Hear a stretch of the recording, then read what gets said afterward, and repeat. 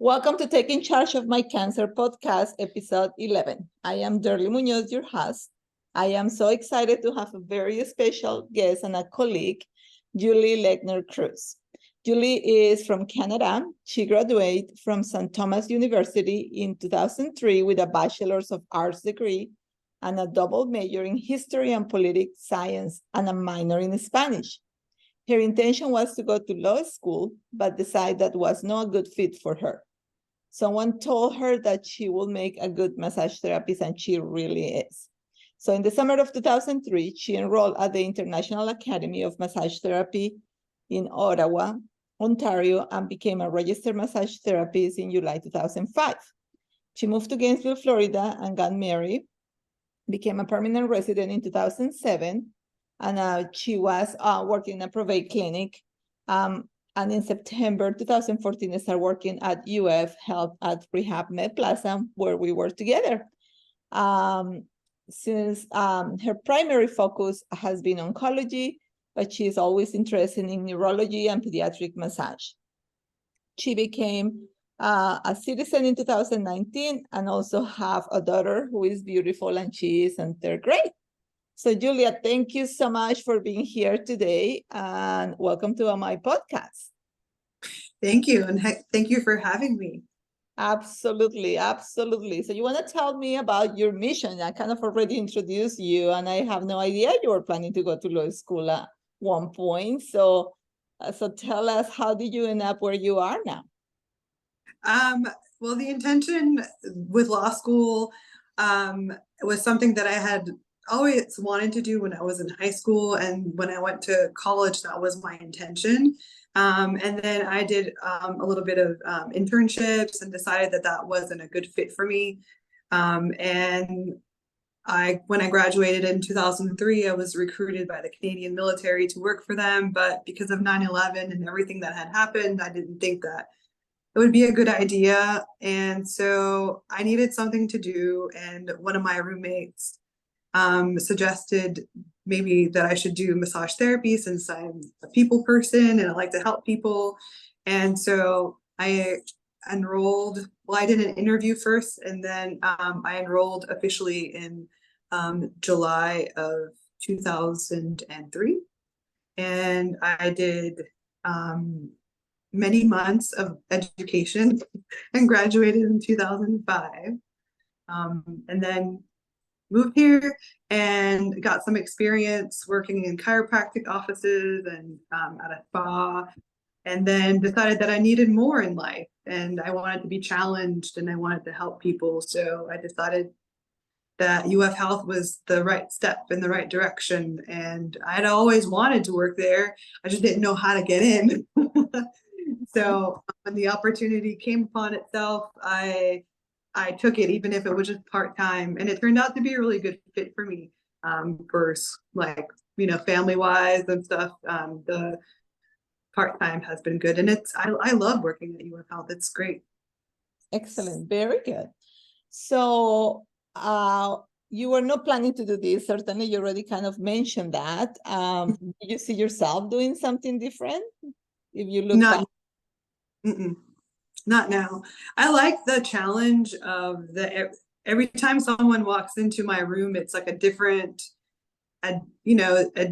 something to solve. It's like a puzzle that you're trying to figure out. Like, well, why is it restricted in this area? Is there scarring? Is there, just different things? Or it could just be also, someone coming in with a completely different issue, not being oncology. But I like that challenge, and it forces me to like look into things, and I rely on my colleagues also. I question, I ask things. I've learned a lot by just observing also what the physical therapist like yourself and the team does. So that's been really, I like that kind of work environment. Excellent. Very good. So will you give us 3 valuable tips that you have learned about your journey? I think that I've discovered that I'm much more capable than I think I am. And I think that throughout school, you know, I applied myself, but I not necessarily was like the smartest in math or sciences. So I never thought about doing healthcare because of that. So I've come to realize that we need to, you know, have more to make sure that we're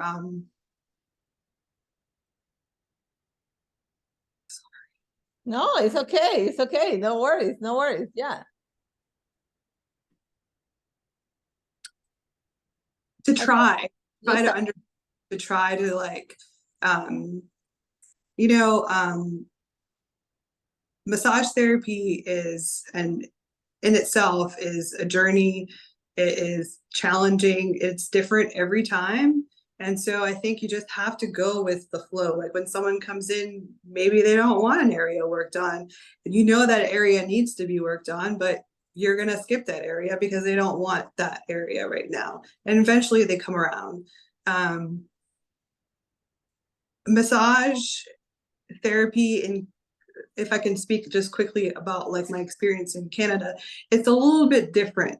When I came here, massage therapy is viewed a little bit more differently here, in my opinion. In Canada, it's much more healthcare oriented. So when I came in, I already had that knowledge. And I think that's why I fit in a little bit better from having all of that educational background, I guess, because they really teach you how to survive really in a healthcare environment. Yes. Yeah, no, that I think that's really, and I think that maybe one word that you were looking is like that. I think that even though it's your journey as a massage therapist, I think our oncology patients is their journey, like there just be perseverance. You know, sometimes things happen for a reason, and we see the worst reasons, like why me? Why did I get cancer? Why so and so couldn't get it? Why is it that, you know, what's going on with life, and why do I have to go you know, why is it that somebody up there, whatever you believe in, is put me through this path? But sometimes it's like, you know, sometimes it's something is going to happen that usually you're going to learn and you're going to become a better person for any downtimes that happen to you. So like you say, right, you doubt yourself that you couldn't really make it through healthcare because you were not really strong on science, but that has nothing to do for what you're capable of doing, right? I thought in my life of 33 years of career that I'll be doing a podcast at this point in my life, and here we go. So it's just really, you're going into certain directions and certain paths that is a reason for that. And again, you just kind of just have to just perseverance, and then just, you know, you get to the other side. So it's perfect. How about your most painful lesson that you have learned in this journey? I think the most painful thing I've learned is that I can't save everyone. Being in oncology just makes that a little bit harder because you do want to save everyone and you want to provide them with the best care. And I've come to learn that I can only give them the tools, and I can do my best to help them, whether with me for therapy, you know, with massage therapy, but it's a hard thing, you know, like, because for me, I always want to help and do the best that I can. And it's hard to see patients suffering through that. And you want to take that pain away, you know? Absolutely. But I think that you guys, again, I've been through massage, I've been through you as well. And it's just your body. I mean, it is just nice to take care of yourself for once, right? I mean, you tell me that all the time. You need to come see me more often. And I preach that to everyone else, but course life gets crazy, and then I don't. And then it's like, man, then you regret it, because it's, I think you're just creating all this relief, not just through just the body, but just really your mind, you know, you're getting all these endorphins. It's kind of like make you feel good, right? That all of us need it, no matter what you're going through. So I think that's very valuable. Is there anything that you have that will be of value for our audience? I think that one of the most important things that patients should do is to find like a good support group, some people that you can rely on, whether that's, asking questions to your doctor, like, is there a physical therapist that you can, or acupuncturist or massage therapist that you can recommend? I think finding a good massage therapist, and even if it's like you go to just like the local spa and you want to get a massage, maybe you make those connections with people. You ask them, well, where do you go? I need this and that done. I think that finding someone that can help you with the scarring from the surgeries or the tightness from the surgeries, and that's massage therapy, but also physical therapy is also important because you have to keep moving, keep doing things to help yourself. Absolutely. I've learned also that there are a lot of different groups out there that people can reach out to that I wasn't even aware of. One of my patients today told me about a group called the Breasties. Yeah, I heard about that last week. And I had no Awesome. idea it existed, and that is fantastic. Yep. It's a really great group, and I think it empowers people. When you have like-minded people who are going through the same journey that you are, I think that's empowering. Yep. I found about that group as well last week. And one of my patients, actually, I don't know if it was the same patient, went to a camp. They actually do a camp in New York. And then she had a blessing. It was like 500 people in there, she told me. I have no idea. So since she told me, I've been kind of following up with them. So it has been fun. So yeah, it's amazing the things that you learn that can help other people. How can people find you? Well, they can reach out. I work at UF Health at the Rehab Center at the Medical Plaza. They can also, if they want to, send me a message on Instagram, and I'd be happy to help. I have lots of different resources. I'm sure you'll place my patient. Yes, I will. Yep. And reach out, ask a question, and no question is, off limits, whether that, hey, I live in Jacksonville, who could I call? Or, for massage therapy, I'm well connected because I have friends and colleagues all around. So if they want to reach out, I'd be happy to help. Excellent. Thank you for that, Julie. What will be 3 books that you would recommend to our audience? So I have one book that I really like. Okay. Called The Body Keeps the Score. And it's a book about the brain, the mind, and the body, and the healing through trauma. And it's written by Bessel van der Kolk.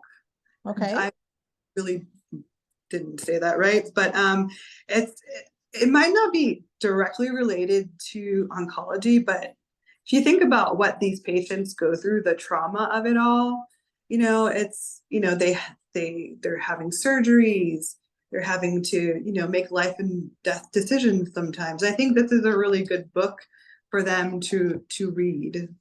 Okay, excellent. Okay, perfect. Any other book? No. Okay, no worries. It's all right. How about movies? Is any movies you would recommend? I don't know. Can't think of any like really How about good. you? How about things that you like to see? I'd like to see the new movie on the freedom. Okay. It's about I don't know if you saw it, but it's about child trafficking and the importance of what that means to us in this world. Okay, guys, I have not heard about it, so I may just go and look into it. How about any podcast? I really like Fundamental Health with Paul Saladino. That's one of my favorite podcasts.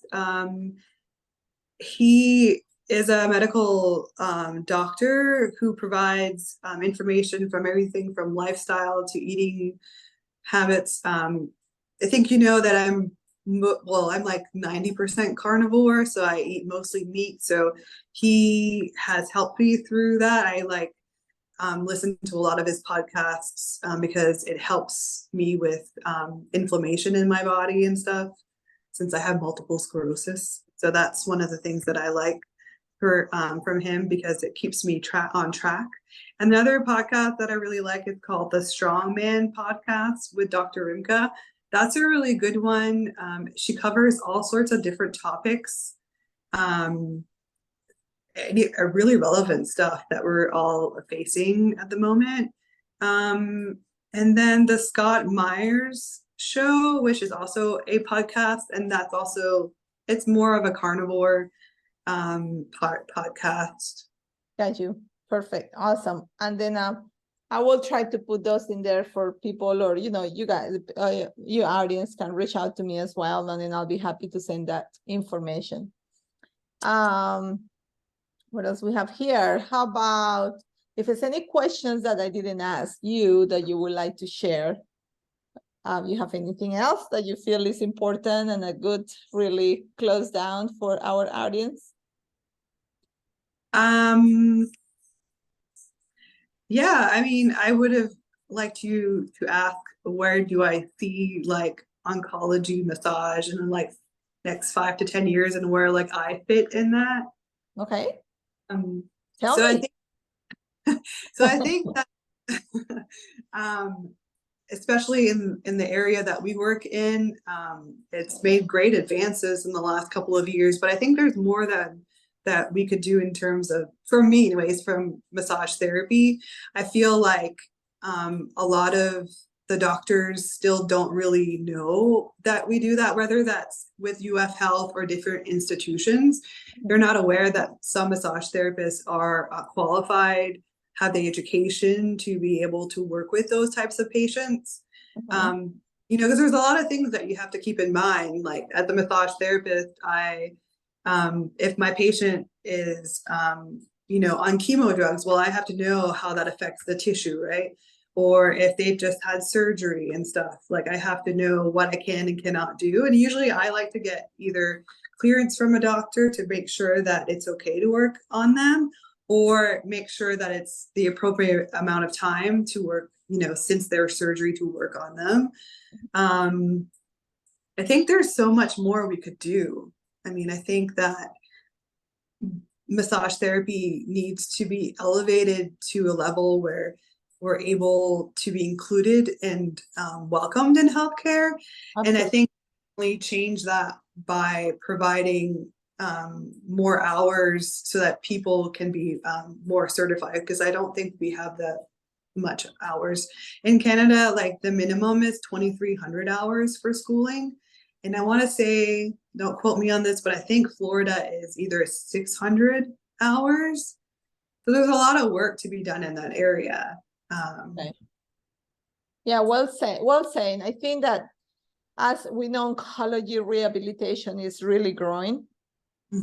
It is another pieces that as well I like to see growing. So, you know, right now we are so fortunate that we are just part of the multidisciplinary team, right? They come to the surgeon and right away she's sending them to me. So it's kind of like, you know, we are right there on that first line. You got a CPT period, right? We are part of the whole package. I would like to see the same package for you guys as a massage therapist, but as well nutrition. I think nutrition, psychology, I think everybody needs to go have those three things. You know, this is just part of the package. You know, but unfortunately, as we hopefully collecting more evidence and show that, yes, it's super important, we depending on these insurance companies, which is terrible. But for insurance to really start to pay for those things as a part of the package, right? You begin with this diagnosis and you should be entitled to go through all this no matter what, and for insurance to cover that, because it's huge parts of that people needs, right? You have this diagnosis that is scary, and then you'll need all that support, and then you just have to go pieces and try to see, okay, where can I go find a nutritionist? Where can I find somebody in psychology? I mean, our physicians are great about if people is struggling, yes, we're gonna send you a referral, but you have to wait 6 months for an appointment. So it's like, really, I had a patient yesterday was telling me that it is so sad that you get a faster appointment for neurosurgery in our system than for the psychologist. How about that? So it's like, that doesn't make sense to have something such an important role in these times now, where all these mental health issues that we are having in the society we live in, that is not so available to us. So hopefully we continue working on that role and continue really pulling from all different directions to kind of get this as a part of the whole, healthcare system that should be treating, any patient, and of course, oncology patients. So, Julie, yeah, go ahead. It's not impossible to do though, because there are other centers that do that already. Like the Cleveland Clinic, I don't know if you're familiar with it. It has like a whole, basically like a whole building, and it has all of those like massage therapy, acupuncture. You can see all of those there while you're getting treated with cancer. So it's not out of the realm. It's just making it more aware, like exactly putting ourselves there so that people realize that we can do these things. Exactly. And then hopefully, as more, like at least in our system, more people see the need, then they do a better job to find the resources that we need for that to happen. So, but thank you so much for being here with us today. I'm sure that our patients really appreciate all the great information you've been giving them. And like I said, I'll put your info on the podcast description so they can ask you more questions, or they can reach out to me as well. But thank you again for being with us today. Oh, thank you so much. It was nice talking to you. Okay.